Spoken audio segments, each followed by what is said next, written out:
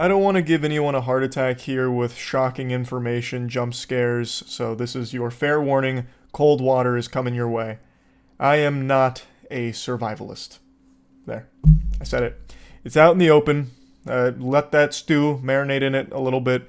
I could not survive in the wild no matter what. If I was born 400 years ago, I wouldn't have lived to see my 10th birthday. I would have probably died in the jungle from being mauled by an animal or starving to death. And the most embarrassing part of starving to death for me would have been I probably would have collapsed, keeled over, died right in front of a ton of edible berries that were completely safe for consumption, but I'm too much of a hypochondriac to have even tried. But even knowing all of my shortcomings here, and also knowing I'm short, I'm not a pussy. So when MrBeast issued a challenge to me to survive in his wilderness for 24 hours, with a smile on my face, I said, you bet your sweet bippy I'm gonna be able to do that. That should be pretty easy. That's child's play. 24 hours, I won't even die of starvation, and I brought a bunch of water. So, bare minimum, I'll at least be alive. Maybe not in the best condition, but I would have survived, I would think. What's up, guys? I'm Moist Critical, and you're watching a 24-hour camping challenge. Yep, we're gonna be sitting here for 24 hours. Well, he's gonna be sitting here with his friends. So MrBeast posted a video a month ago where he had two strangers live in the forest on his property, and every day that they survived, they got $10,000. They ended up making it over 70 days and made a ton of money from it. And when watching the video, I thought it looked pretty manageable. Like, I'm not great with my hands other than a nice, beautiful three-point basketball shot, but I still thought I could definitely do that, especially because I wasn't doing it alone. I still had all my friends with me. So I was ready to get my hands dirty. Me and the whole squad here were pretty eager to do this, and we even wanted to do a little cryptid hunting on his property because North Carolina has, like, some beautiful cryptids, apparently, like the boojum, apparently, which is a cryptid, like a really giant hairy thing, kind of like Sasquatch, but with a fascination for precious metals and women, apparently. So I was like, that's awesome. We can catch the boojum while camping out on his property, drinking brewskis, because it's going to be easy. See you at the 24-hour mark. Need anything? Nope. Good. Bye, If you Jimmy. die, am I liable? Nope. All right, what if someone broke a leg? No, that's fine. We have coverage. You're good. Okay. You're so good for lending Well, us. then with that, have fun, boys. Bye. I don't ever want to go back to civilization. So good. This is like we're playing Minecraft. Yeah, no, it's easy. This is like Rust. I played Rust. All right, We're camping. Yeah, so we're camping. We got a checklist to go through. Turns out it's not easy at all. So the whole video of this experience is on the other channel. I'll put a link to that in the description if you want to see the whole thing. I'm just going to show you some of the highlights, if that's the word you can use for it. It's really kind of lowlights, because from the very beginning, we couldn't do a single fucking thing correctly. So it's not just me being incompetent in survivalism. It was everyone.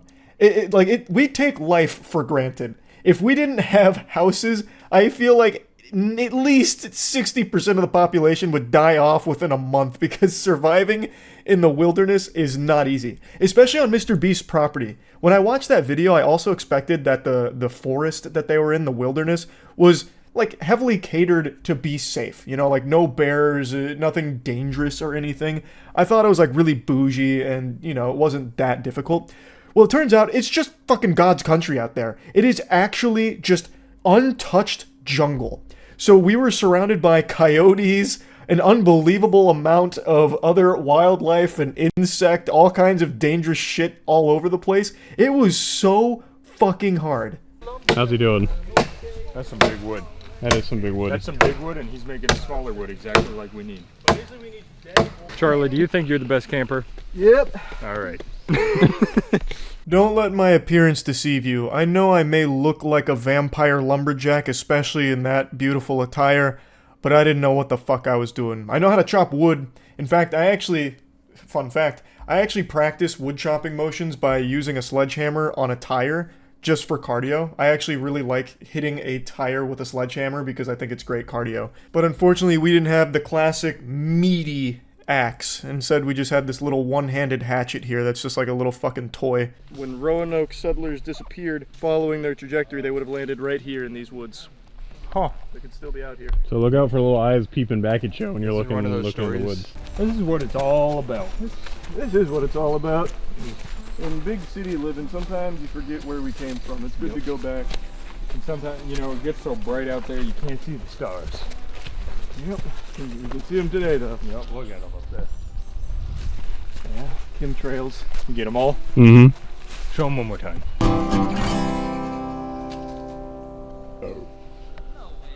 Good thing we're about to get the fire going. We want a stick. You're doing pretty good for a man who's never made a bow drill. I think you've got it. The fact that we can't even do it with a flint and steel makes me think we're never going to do it with wood. Yeah, no, for sure, never. Yeah, but I watched a tutorial on how to do it with wood, so we'll get it. We need way fluffier tinder than this. Well, who's on shrubbery duty? I think you are now. What the fuck? It wants to light. It told me. I said, please. It's starting to smoke. That's what men do. Sunlight soon. Oh, that was so good. Whoa. You got it, Danny. Magic hands. You got it. You got it. Magic hands. Hot hands, Danny. Danny can do anything. 2 hours later. I think you get in the next 10. I think so too. I've been thinking that for a long time. 7. You got this, brother. 6. Oh, there's smoke. 3, 2, there it is. This is the one! Oh. We went through the whole tech tree on how to make a fire there. So we initially started with just hands and stick. Chase gave that one a whirl. That wasn't getting us very far. We then had Matt working on a bow drill, which that never even came close. Caleb then started working on a bow drill. That got a little smoke for a second. We then went to flint and steel. Still couldn't get the flint and steel to work, which is probably the most shameful thing imaginable. But the problem was all of the sticks, all of the things we were using to try and catch fire were kind of damp because it must have rained a little before we got there or something because everything was still kind of damp. So it wasn't lighting. So we started trying to put like paper on it and other things that were flammable. Like as I was fucking firebending with the flint and steel, nothing would ignite. Danny sat there for like actually 30 minutes straight just constantly shooting flames at it.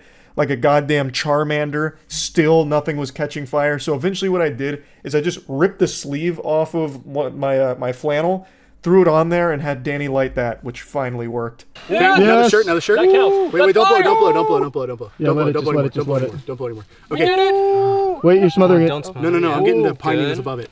Danny! Good work, Danny.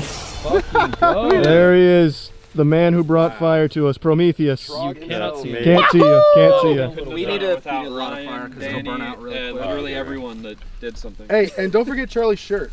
Oh, yeah. Oh, it is hot. Guy. Of course I've got a Success, Charles. Now we can start making chairs. Yep, alright. Where's my axe? It's so funny in Minecraft. It takes like way less time. Yeah. Yeah, where's our snow thing? I've been mining this whole time. Yo, let me go find what that noise is. I'll make an XP farm for us. Remember that time that Danny worked himself to the bone to give us this beautiful fire? Yeah, now we just need furniture. We do need feel like furniture. I'm getting Those hit are by- yeah, I'm so getting- bright. Getting hit by like 5 stadium lights. People watching my Chef Boyardee. Mine's off. That was cool. You pinched myself in it. Charlie, how are the chairs coming? Alright, Well, I can't see anymore. What I didn't factor into the equation is just how dark it gets when there's not street lights. Like, that goes without saying, obviously, but you never really experience pitch black darkness in, like, city living. Like, you really don't. There's always at least something giving some kind of light somewhere. Out there, you can't see your hand in front of your face if you're not right in front of the fire or have a light source. So it became almost impossible for me to even try and make little seats, which I don't know why I thought I had the ability to do that. There were some big logs there. What I was going to do is just chop through them to make kind of like a flat surface out of them to set down. But when it became that dark, that no longer became a possibility unless I did it like on top of the fire and like burnt myself, just singed my skin for it. So it wasn't worth the effort anymore. What we ended up doing is just rolling over some big logs and using that to sit on, or using like coolers that we had brought. What are we actually doing out here, Charlie? We're hunting the boojum. Sometimes it The boojum. Now, initially, I imagined this going much smoother. I didn't think the fire would take over 2.5 hours to start. I also didn't factor in how hungry everyone was, so it ended up just eating a bunch of hot dogs around the fire for like another hour or so. But the idea was to kind of take a page out of the Mountain Monsters playbook, or not Mountain Monsters, what the fuck is the name of that show? Mountain Men, Mountain Monster Men, the group of people that go out and hunt cryptids in the forest, and they use all kinds of whatchamahoozits to try and catch them. So we brought a bunch of like cryptid hunting gear, as well as even like paranormal ghost hunting gear, like EMF readers and fucking spirit boxes, if the Boojum wanted to communicate through the radio, I suppose. But what ended up happening is we took so long with everything else, we didn't get a lot of quality time cryptid hunting. I don't want to spoil how the video ends, so you can go see the full thing on the other channel. Again, there's a link to it in the description if you want to see what this cliffhanger is here that I'm leaving you on. But I swear to God, it doesn't do it justice just how perilous the situation was at the time. So, I don't want anyone to think that we're cowards for how the video ends. It really was actually not safe, I don't think. Anyway, we didn't catch the Boojum. We never even came close. Our cryptid hunt only lasted maybe like 10 or so minutes before things just got out of hand.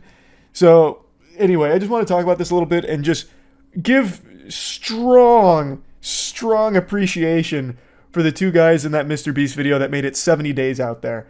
Granted, they didn't stay in the location we stayed at for the whole time. They did move, and I think that was probably for the best, because where we were at fucking sucked. Like, we constantly were hearing coyotes. There was just nothing to even, like, grab that you don't have to, like, hike through a swamp for. It was miserable. We ended up using their hand-me-downs for a lot of, like, the materials. Like, a lot of the wood we were using was some of the wood that they were using back in the video. So we ended up just, like, reusing some of their shit. We even grabbed their fishing lines to try and fish. So, like, we found this thing of wood they made with fishing hooks on it. We used that to try and catch things as well, to no avail. Like, it cannot be understated just how impressive what they did is. Especially now after we tried to experience it as well. It's fucking brutal. Anyway, though, just want to talk about this a little bit. MrBeast almost got us killed. Also, when I ripped that sleeve off of my shirt, my left arm ended up getting eaten, just absolutely fucking feasted upon by every bug in North Carolina. I hated that. That was awful. That's about it. See ya.